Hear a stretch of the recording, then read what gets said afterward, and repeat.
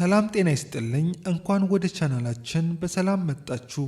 በዓለማችን ላይ ካሉ ቢሊየን ህዝቦች መካከል አንዳንዶቹ ከሌሎች እጅግ የተለዩና አስደናቂ ባህሪያት አሏቸው። ዛሬ በየአንድ ሺህ ዓመቱ አንድ ጊዜ ብቻ የሚወለዱ 20 አስደናቂና ልዩ ህጻናትን እናያለን። ለቻናላችን አዲስ ከሆናችሁ ሰብስክራይብ በማድረግ የደውል ምልክቷን መንካት እንዳትረሱ። ወደ ቪዲዮ እንለፍ። 20ኛ ኑያን ሁዋንግ ናሁም የቪየትናም ሱፐርማን። ዕድሜው 10 ዓመት የሆነው ኑያን ሁዋንግ ናሁም በቪየትናም ይኖራል። ይህ ልጅ ማዮስታቲን የተባለ የጡንቻ ማደግን የሚቆጣጠር ፕሮቲን በውስጡ ስለሌለ ገና በሕፃንነቱ እንደ ትልቅ የሰውነት ማጎልመሻ ስፖርተኛ ወይም ቦዲ ቢልደር ግዙፍ ጡንቻዎች አብበውለታል። ወላጆቹ ሙሉ ጤነኛ እንደሆነ ይናገራሉ። እሱም ወደፊት ትልቅ ስፖርተኛ የመሆን ህልም አለው።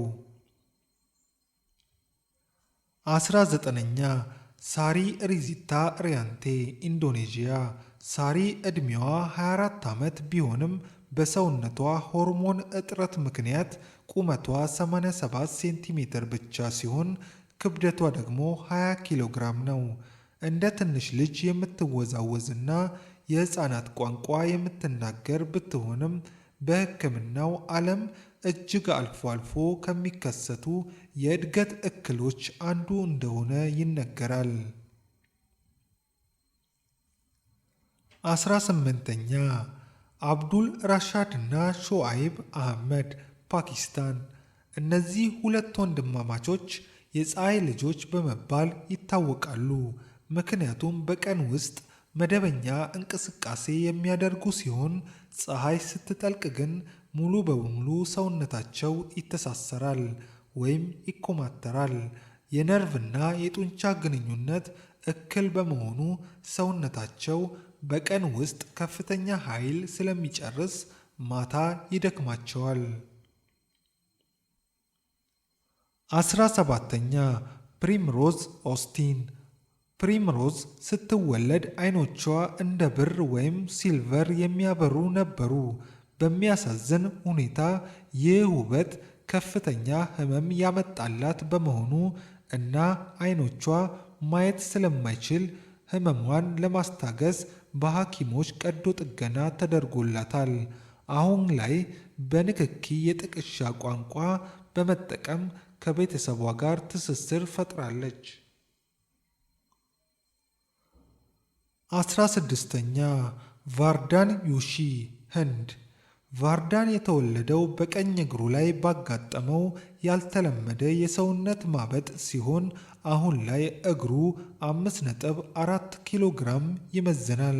በርካታ ሐኪሞች ቢመረምሩትም ምክንያቱን ማወቅ አልቻሉም። ሆኖም ግን ያለምንም ህመም መሮጥና ብስክሌት መንዳት ይችላል። 15ኛ ኦሊ ትሬዝ የእውነተኛ ህይወት ፒኖኪዮ። ኦሊ በዌልስ ሀገር የተወለደ ሲሆን የአንጎሉ ክፍል በአፍንጫው አጥንት መካከል ባለው ክፍተት በኩል በመውጣቱ አፍንጫው እንደ ፒኖኪዮ ረዝሞ ይታያል። ኦሊ መተንፈስ እንዲችል በርካታ ቀዶ ጥገና የተደረገለት ሲሆን አሁን ላይ ደስተኛ ልጅ ሆኖ እያደገ ይገኛል። 14ኛ ጋቢ ሹል አሜሪካ። ጋቢ በ9 ዓመቷ በአጥንት ካንሰር ምክንያት የእግሯ ክፍል ተቆርጦ ነበር። ነገር ግን በልዩ የቀዶ ጥገና ዘዴ የእግሯን የታችኛውን ክፍል 180 ዲግሪ በማዞር ከተቆረጠው ጋር በማያያዝ የሰው ሰራሽ እግር እንድትጠቀም ተደርጓል። አሁን ላይ ጎበዝ የዳንስ ባለሙያ መሆን ችላለች። 13ኛ ኡልሪክ ማዳጋስካር። ኡልሪክ የተወለደው እግሮቹ ሙሉ በሙሉ ወደ ኋላ በተጣጠፈበት የጤና ሁኔታ ነበር። ሜርሲ ሺፕ የተባለው የበጎ አድራጎት ተንቀሳቃሽ መርከብ ሆስፒታል አማካኝነት እግሮቹ በቀዶ ጥገና ቀጥ እንዲሉ ተደርጎ አሁን ላይ በሁለት እግሩ መቆም ችሏል። 12ኛ ሉሲ ፒርስ እንግሊዝ። ሉሲ ዴርማቶግራፊ የተባለ የቆዳ ሁኔታ አለባት። ቆዳዋን በትንሹ ስትነካው ወይም ስትቧጭረው ያብጣል። እሷ ግን ይህንን አጋጣሚ ለትምህርቷ ትጠቀምበታለች። ለፈተና የምታጠናቸውን ጽሑፎች በእጇ ቆዳ ላይ በጣት በመጻፍ ታጠናበታለች። 11ኛ ጄሲካ ብሬት እንግሊዝ። ጄሲካ በራስ ቅሏ ላይ ያለውን ትልቅ አደገኛ የቆዳ ምልክት ለማንሳት ሲባል ሐኪሞች ከቆዳዋ ስር ልዩ ፊኛዎችን በመክተት ቆዳዋ እንዲዘረጋ አድርገዋል። በቂ ቆዳ ከተፈጠረ በኋላ ምልክቱን በማንሳት አዲሱን ቆዳ ተክተውታል። 10ኛ ኩዊን ዩሹዋን ሲንጋፖር። ዩሹዋን በዓለማችን ከተወለዱት አነስተኛ ሕፃናት አንዷ ናት። ስትወለድ ክብደቷ 212 ግራም ወይም ከአንድ አፕል ፍሬ የሚያንስ ብቻ ነበር።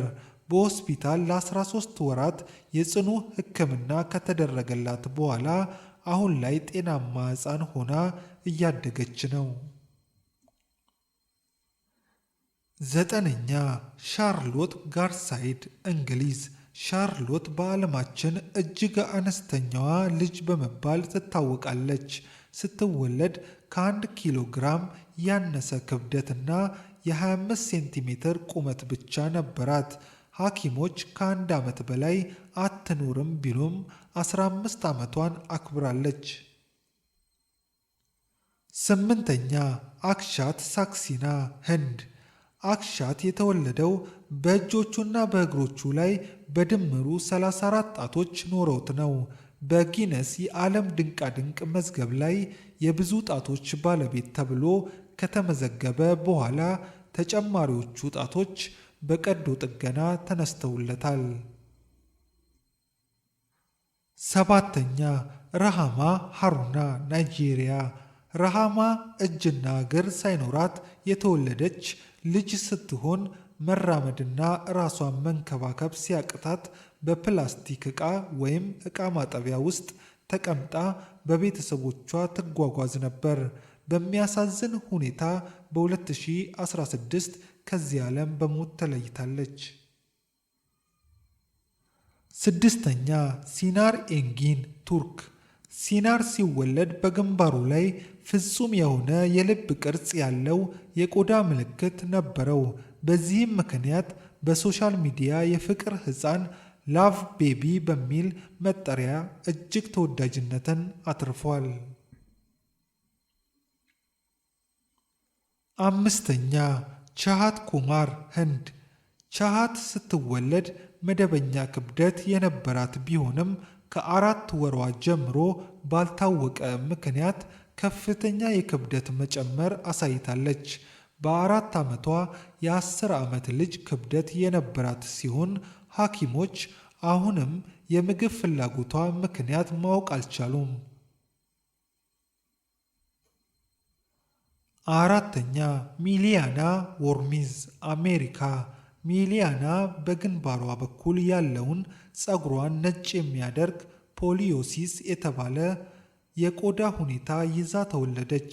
አስደናቂው ነገር ይህ ምልክት በእናቷ በአያቷና በቅድመ አያቷ ላይ የነበረ የ4 ትውልድ ልዩ የቤተሰብ ምልክት ነው።